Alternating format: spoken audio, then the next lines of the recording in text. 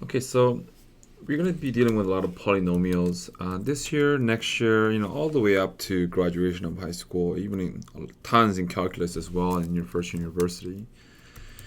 And beyond the linear expression, for example, like 2x plus 3, so these are called linear expressions when you don't have any powers. Okay, so we want to know, you must have seen this, right? 2 squared. They mean something simple. It just means x times x in this case. This means it's just 2 times by 2. Okay. And also want to talk about x cubed and 2 cubed. Of course, they just mean x times x times x. It means 2 times 2 times by 2. So what are these for, right? Visually, when will we ever use these kind of expressions? Okay. So let's deal with squares first. Squares. Squares are very often used, and it's very nice to visualize with areas. Okay, so if this was, for example, x, and this is the rectangle, and this is double of x, what is the area?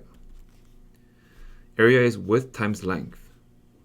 So in this case, it will be x times by 2x. Okay, multiplication. Multiplication, the order doesn't matter. So we can say this is 2 times by x times x, which is 2x squared. So 2x squared can be an expression for area of a rectangle. For example, if I asked you to state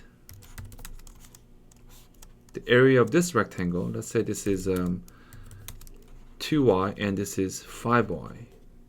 What is the area in terms of y?